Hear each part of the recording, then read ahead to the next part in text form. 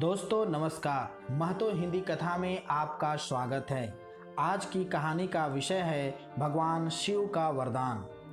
एक समय मुनि मार्कंडेय समाधि लगाए अपने आश्रम में बैठे थे। इतने में देवादिदेव भगवान शंकर जगजननी पार्वती के साथ नंदी पर सवार होकर उसी मार्ग से निकले।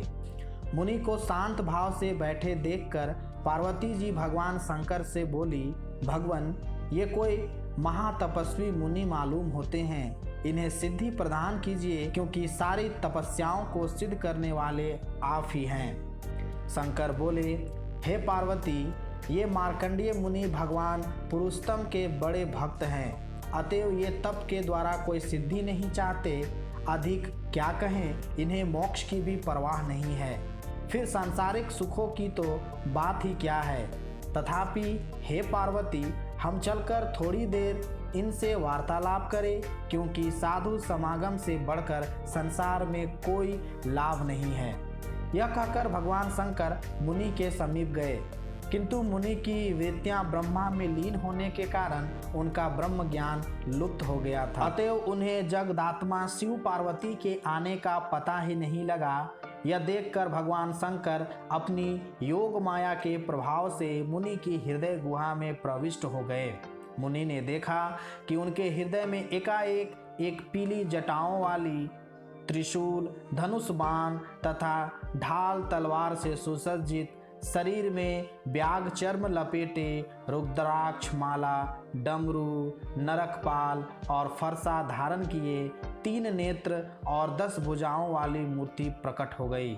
इस विकराल मूर्ति को हृदय स्थित देखकर मुनि को बड़ा आश्चर्य हुआ और इसी आश्चर्य में उनकी समाधि टूट गई। मुनि ने आंख खोलकर देखा तो सामने भगवान रुद्र पार्वती सहित अपने गणों को साथ लिए खड़े थे। मुनि ने उन्हें साष्टांग प्रणाम किया और पार्वती सहित उनकी भक्ति पूर्वक पूजा की। प्रसन्न होकर भगवान शंकर बोले, हे मुनि, हम तुम्हारी भक्ति से बहुत प्रसन्न हैं, अतः हमसे इच्छित वर मांगो।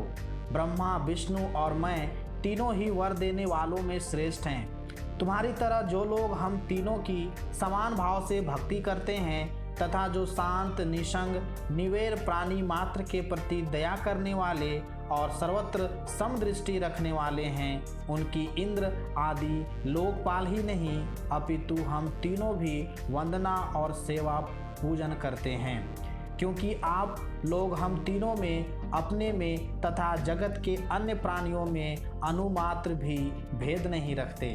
अतएव हम लोग आप जैसे ब्राह्मणों का भजन किया करते हैं।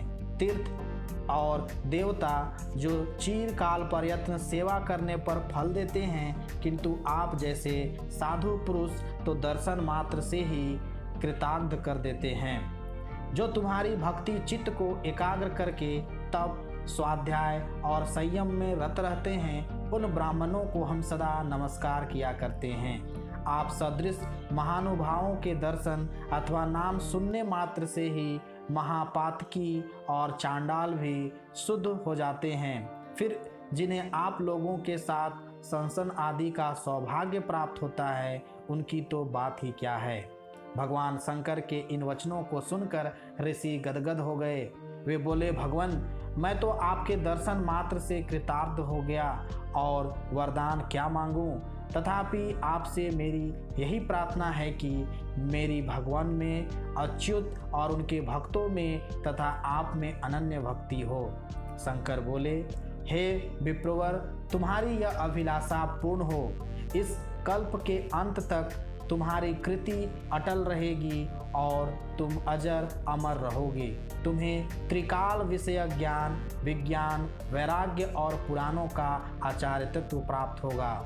यह कहकर भगवान शंकर वहां से चले गए। महामुनि मार्कंडेय योग की महान सामर्थ्य तथा भगवान जनार्दन की एकांत भक्ति प्राप्त कर भूलोक में विचरने लगे और वे चिरंजीव के नाम से विख्यात हुए। पुराणों में वर्णित एक उल्लेख के अनुसार महर्षि मार्कंडेय के तप से प्रसन्न होकर भगवान नारायण ने पुत्र रूप में उनके यहाँ जन्म लिया था। धन्यवाद।